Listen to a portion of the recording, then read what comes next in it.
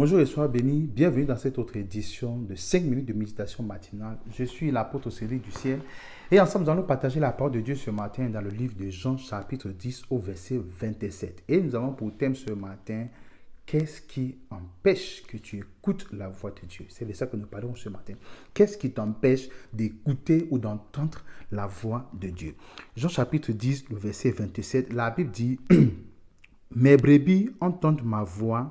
Moi, je les connais et elles me suivent.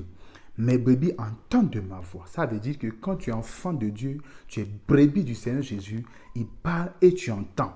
Alors, j'ai constaté dans l'église qu'il y a de nombreuses personnes qui n'entendent pas la voix de Dieu, qui prient à longueur de journée, qui espèrent une réponse de Dieu et qui sont frustrés parce qu'ils n'ont rien entendu, parce que Dieu ne les a rien dit. En vérité, Dieu parle, mais le problème, c'est celui-là qui est en train d'espérer la voix de Dieu qui n'écoute pas. Quand tu as un souci, Dieu te parle parce qu'il promet dans sa parole que ses brebis entendent de sa voix et elles parlent. Dans le livre d'Ésaïe, chapitre 30, je pense le verset 21, Dieu dit, tu entendras derrière toi la voix qui te dira, voici le chemin, marchez-y, quand vous irez à gauche ou vous irez à droite. Donc quand tu es dans une situation, en tant qu'enfant de Dieu, Dieu ne te laisse pas sans te donner d'orientation. La question est de savoir, si Dieu parle, pourquoi donc tu n'entends pas? Si Dieu te donne des orientations, pourquoi donc tu n'entends rien? Alors je vais te donner 3 éléments qui fauchent, 3 éléments qui font obstruction à la voix de Dieu. Il faut savoir que Dieu parle de plusieurs façons.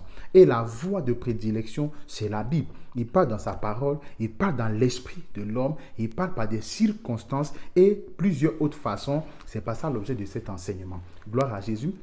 Donc, premier élément qui empêche que tu puisses entendre la voix de Dieu, première chose qui empêche que tu puisses écouter le Saint-Esprit quand il te parle, ce sont les inquiétudes et la distraction. Quoi? Les inquiétudes et la distraction. La Bible fait comprendre, n'est-ce pas, dans le livre de Matthieu chapitre 10, nous avons fait un enseignement là-dessus, d'éviter les inquiétudes. L'inquiétude fonctionne dans l'esprit humain comme un bruit de camion. Tellement tu es inquiète, parce que quand Dieu parle dans ton esprit, la Bible parle, il parle avec douceur. Tu vois, et ton inquiétude, c'est la manifestation de la chair. Quand tu es inquiète, la chair prend le dessus. La chair s'exprime. En ce moment-là, même quand le Saint-Esprit parle dans ton esprit, tu ne peux pas comprendre. Du moins, certains comprennent, mais ne reconnaissent pas qu'ici, c'est le Saint-Esprit qui est en train de parler parce qu'ils sont abasourdis par les inquiétudes. C'est même ça le danger. Ils sont en train de s'inquiéter. Ils se posent la question, comment je vais faire par rapport à tel, par rapport à tel? Est-ce que je vais m'en sortir? En ce moment, tu peux être sûr quand Dieu va te parler, tu ne vas pas comprendre. D'autres, c'est la distraction. Et je ne parle pas de la distraction autour de toi. Je parle de la distraction dans ton esprit. Des choses, des situations qui, n'est-ce pas, génèrent chez toi des préoccupations vraiment inutiles.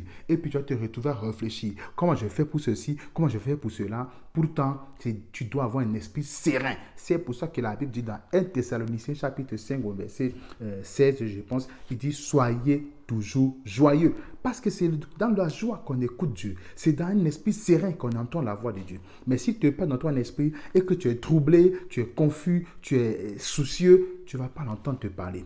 Deuxièmement, Dieu parle souvent par les songes et par les visions. Quand tu as des yeux souillés, tu as la vision souillée. Tu ne peux pas entendre Dieu te parler. Tu ne peux pas voir clairement les visions qu'il te montre. C'est pour ça que parfois tu peux faire un songe. Tu penses que ça veut dire ceci, c'est quand ça se réalise autrement que tu dis, oh, j'avais bien vu ça, mais je pensais que Dieu parlait plutôt de telle autre chose. Qu'est-ce qui souille la vue? Les mauvaises vidéos, qu'est-ce qui souille la vue? Les mauvaises images, qu'est-ce qui souille la vue? Il y a tellement de choses à longueur de journée qui nous souillent la vue et qui font en sorte que quand Dieu nous montre des choses, on est capable de les voir telles que ça doit être. C'est pour ça qu'un enfant de Dieu doit garder ses yeux sanctifiés. Il ne peut pas se retrouver à regarder des mauvais films, il ne peut pas se retrouver à regarder des scènes monstrueuses et horribles et il espère que cette contamination-là ne va pas l'empêcher de voir les mystères que le Seigneur voudrait lui montrer. Ça va faire obstacle. Troisième des choses, c'est la souillure de l'entendement. Quand tu passes ton temps à écouter des musiques